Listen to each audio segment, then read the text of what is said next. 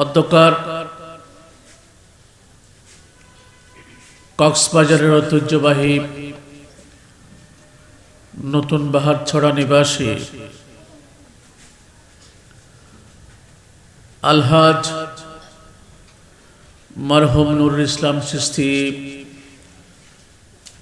রাহিমাহুমুল্লাহ তাআলা আলাইহির প্রথম বার্ষিক ফাতিহা শরীফ উপলক্ষে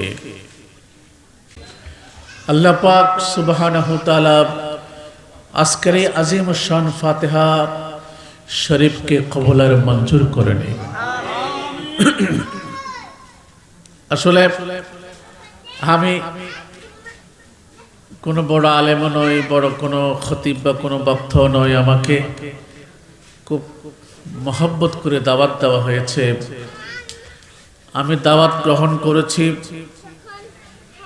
আমার অতীব আপনজন প্রিয়জন একজন নবী প্রেমিকের বাগানে, যিনি রাত দিন 24 ঘন্টা রসুলকে নিয়ে গবেষণা করেছেন, যিনি ইমামে হুসাইনকে যিনি ভালোবাসতেন, যিনি আমার প্যারা মাহবুবের শুভাগমন জশ্নে মিলাদুন নবীকে গ্রহণ করেছেন, আজিমুশ-শান ভাবে যিনি জশ্নে মিলাদুন নবীকে রোশন এবং রৌনক করেছে, যার অবদান কক্সবাজারের সুন্নিয়তের ময়দানে অত্যন্ত শ্রদ্ধানীয়, শ্রদ্ধাশীল বলে আমরা মনে করছি। আমি তাকে বিনয়ের সহিত স্মরণ করছি। আল্লাহ পাক সুবহানাহু তাআলা আল্লাহ মরহুম মাগফুর আলহাজ নুরুল ইসলাম চিশতি রাহিমাহুল্লাহ তাআলাকে জান্নাতের সর্বশ্রেষ্ঠ বাগান দান করুন। আপনারা জানেন,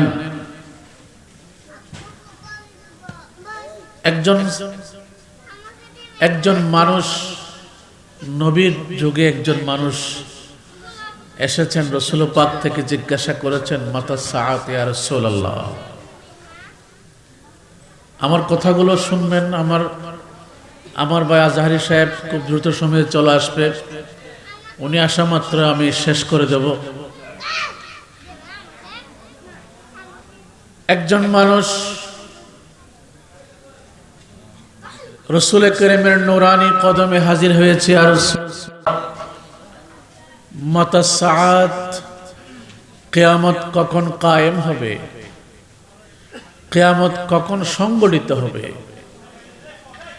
তা রাসূল করিম সাল্লাল্লাহু তাআলা আলাইহি ওয়াসাল্লাম বলেছেন, তুমি কিয়ামতের ময়দানের জন্য তুমি কি আমল করেছো? তোমার মাঝে কি আমলগুলো আছে? তোমার মাঝে কি সঞ্চয় জিনিস আছে যে তুমি কিয়ামতের ময়দানে দেখাতে পারবে?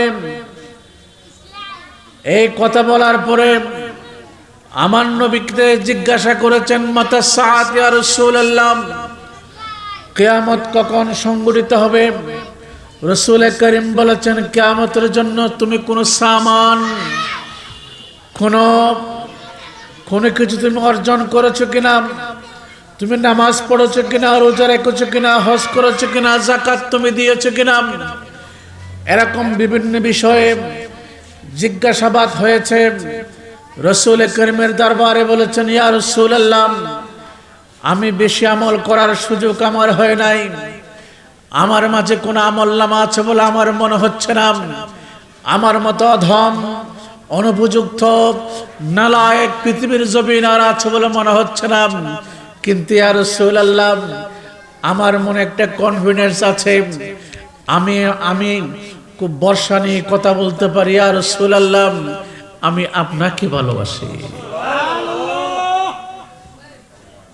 আমি কি আপনাদেরকে বোঝাতে পারছি? আমি টানটুন দিয়ে ওয়াজ করার সুযোগ আমার কাছে নাই, এমনি কথা বলছি।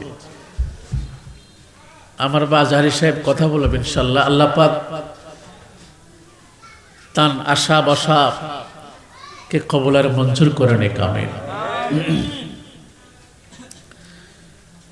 রসুল করিম অন্তর খুশি হয়ে গিয়েছে। কিছু আমল নামা আছে বলে আমার মনে হচ্ছে রসুল আমি আমি আপনাকে ভালোবাসি।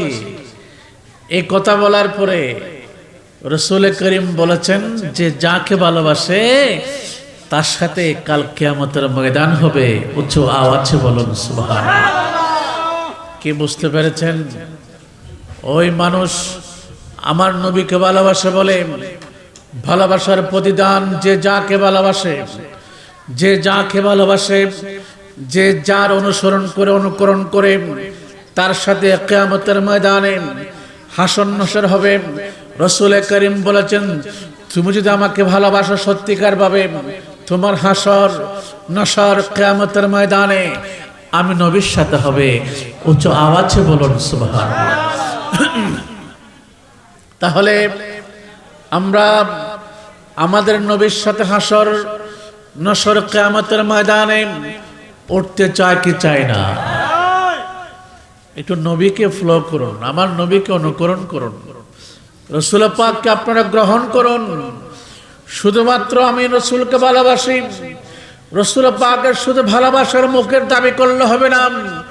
আপনার ব্যক্তি জীবনে রসুল পাকের ভালোবাসা প্রমাণ করতে হবে। আপনার পারিবারিক জীবনে রসুল পাকের ভালোবাসা প্রমাণ করতে হবে। আপনার সামাজিক জীবনে রসুল পাকের ভালোবাসাকে প্রমাণ করতে হবে। আপনার লেনদেনের জীবনে রসুল পাকের ভালোবাসাকে আপনার প্রমাণ করতে হবে। রাষ্ট্রীয় জীবনে রসুল পাকের ভালোবাসাকে আপনার প্রমাণ করতে হবে। আপনার চাকরি জীবনে, ব্যবসায়িক জীবনে, জীবনের প্রত্যেকটি ডিপার্টমেন্টের মধ্যে আপনি আমার নবীকে ভালোবাসুন, আপনি তো কামিয়াব হয়ে যাবেন। উচ্চ আওয়াজে বলুন সুবহানাল্লাহ। আপনি রসুল পাকের ভালোবাসার দাবি করবেন, আপনি আবার মদ খাবেন। আপনি রসুল পাকের ভালোবাসার কথা বলবেন, আপনি সুদের লেনদেন করবেন, কখনো হবে? এই কথাগুলো বলতে হবে, একটু সমাজ পরিবর্তন করতে হবে। মাহফিলে আসছেন, কথা বলেন, কথা বলতে হবে, আমল করতে হবে। আপনাকে আপনার জীবনের পরিবর্তন আনতে হবে, সমাজে একটা বিপ্লব সৃষ্টি করতে হবে, মানুষের জীবনের ধারাবাহিকতা পরিবর্তন হতে হবে। আপনি রাসূল পাককে ভালোবাসার কথা বলবেন, আপনি সুদ খাবেন, ঘুষ খাবেন, জানা করবেন, ব্যভিচার করবেন, মাদক নিয়ে আপনি লেনদেন করবেন, এই ভালোবাসার কোনো প্রয়োজন নাই। আপনি আমার নবীকে ভালোবাসুন। উদখুলু ফিস সিলমি কাফা ওয়ালা তাত্তাবিউ খুতুওয়াতিশ শাইতান। আপনি পরিপূর্ণভাবে ইসলামের ভিতর ঢুকে যান, তখন আপনি শান্তি পাবেন, নিরাপত্তা পাবেন। উচ্চ আওয়াজে বলুন সুবহানাল্লাহ।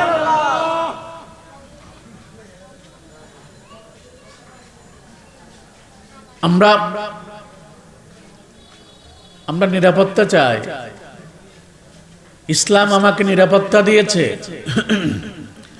রাসূল করিম আমাদেরকে নিরাপত্তা দিয়েছে, রাসূল পাকের জীবন দর্শন আমাদেরকে নিরাপত্তা দিয়েছে। নিরাপত্তা কোথায় দেয় নাই? সব জায়গাতে রাসূল পাকের জীবন বিধানকে আপনি প্র্যাকটিস করুন, বাস্তবায়ন করুন। আপনি ঘরে আপনার স্ত্রীর সাথে ভালো ব্যবহার করুন, স্ত্রী স্বামীর সাথে ভালো ব্যবহার করবে। আপনি আপনার পরিবারে আমার নবীর সুন্নতকে আপনি বাস্তবায়ন করার চেষ্টা করুন। আপনি আপনার বন্ধুদের সাথে ভালো ব্যবহার করুন, দেখবেন সন্ত্রাস থাকবে না, মারামারি থাকবে না, হাইজাক থাকবে না, হত্যাকাণ্ড থাকবে না। পৃথিবীর জমিন থেকে সব অন্যায় দূরীভূত হয়ে যাবে। আমার নবীর সুন্নতের বাগান প্রস্ফুটিত হবে। উচ্চ আওয়াজে বলুন সুবহানাল্লাহ। আল্লাহু আকবার।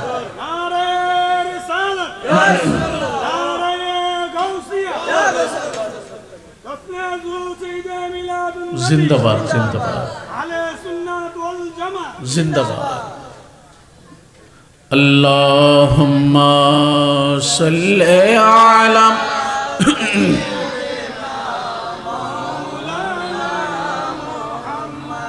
وعلى آل سيدنا আল্লাহুম্মা সাল্লি আলা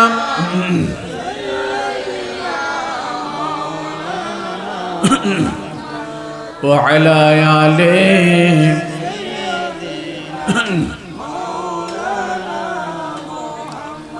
আমার নবীর বাগান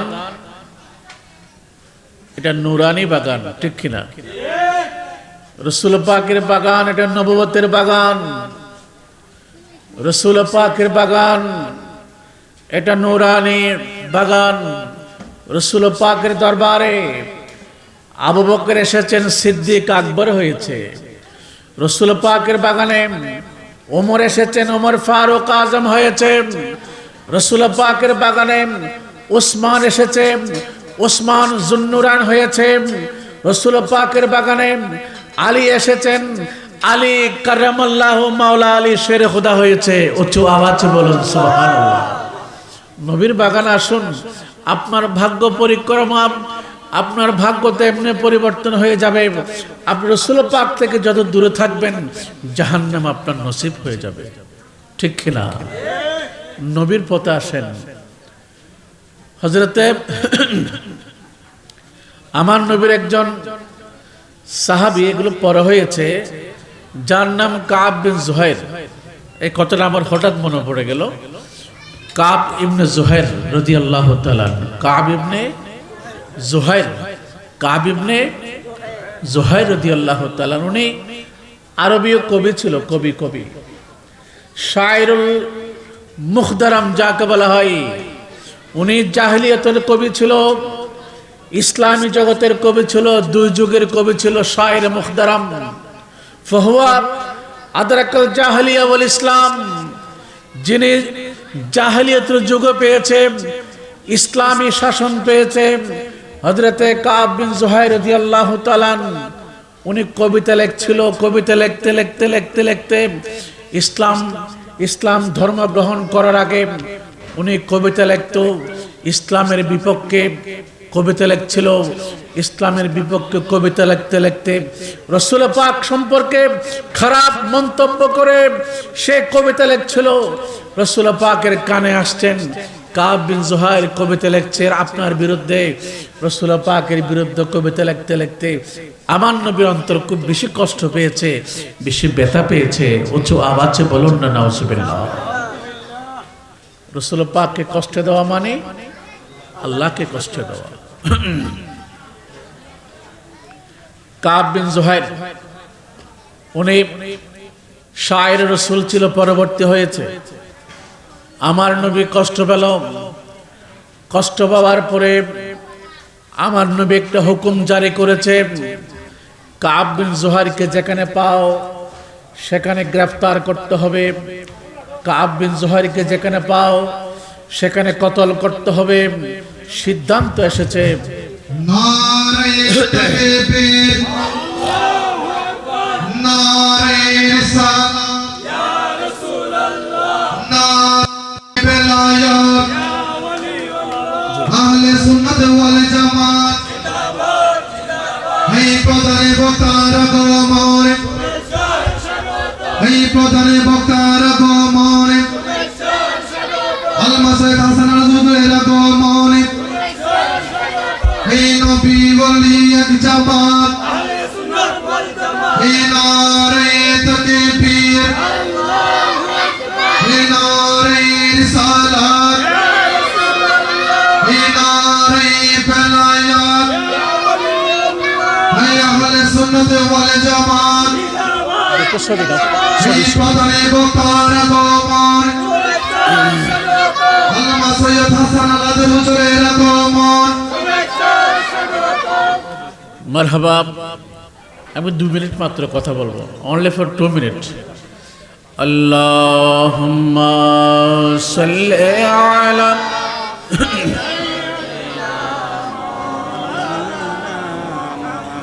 ওয়া আলা আলি সাইয়্যিদিনা। মারহাবা। আমাদের প্রধান আলোচক,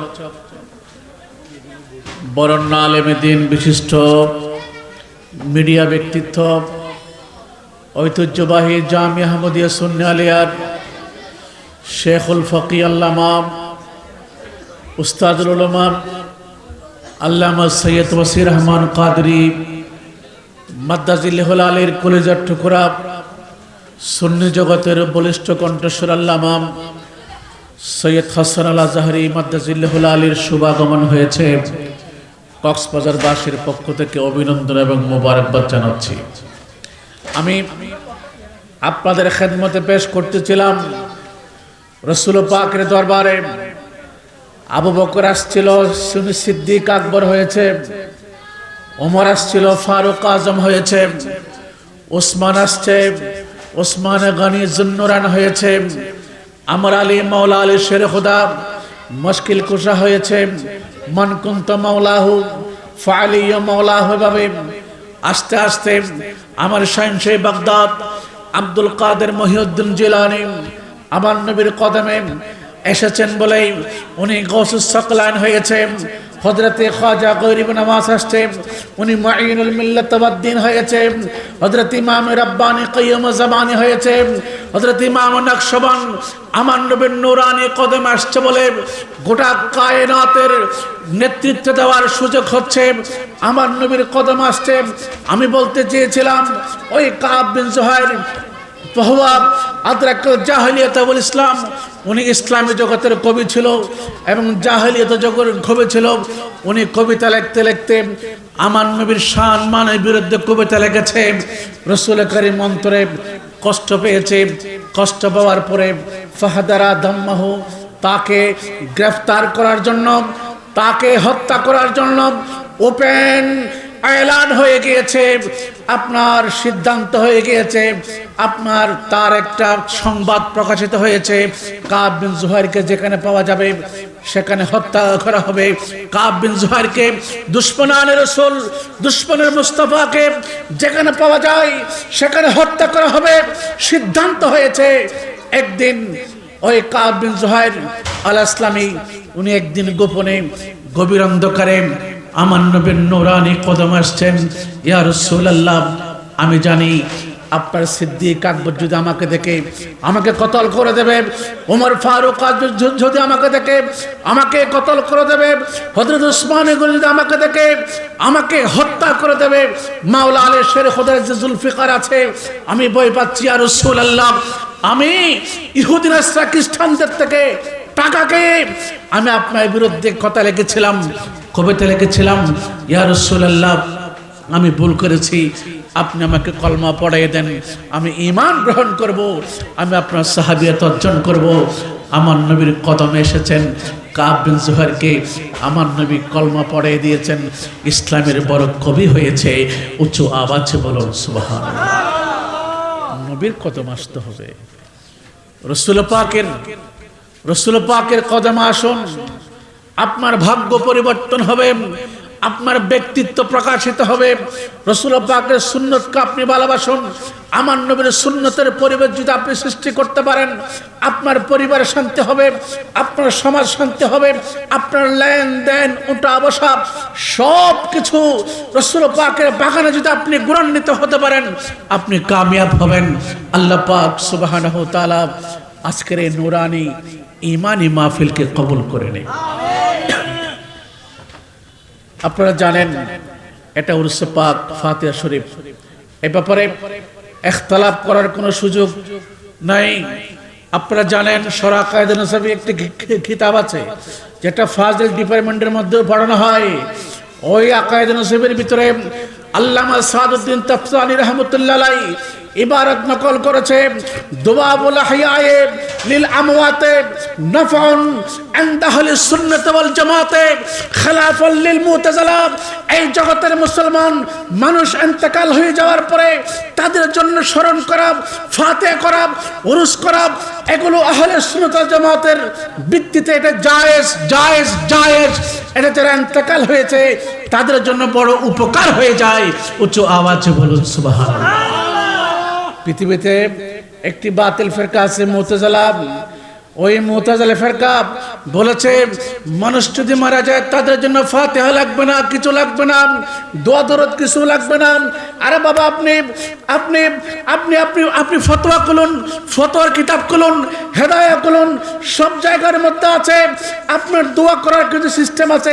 কোরআনে পাকের খতমের মাধ্যমে দোয়া কবুল হওয়া যায়, গরু ছাগল জবাই করার মাধ্যমে আপনার এই সমস্ত দোয়া করা যায়, এবং টাকা খরচ করে ঘরে ফকির এতিম মিসকিনদেরকে খাওয়ানোর মাধ্যমে আপনার দোয়া করার ব্যবস্থা আছে, যেগুলো হাদিসে পাকের মধ্যে আছে।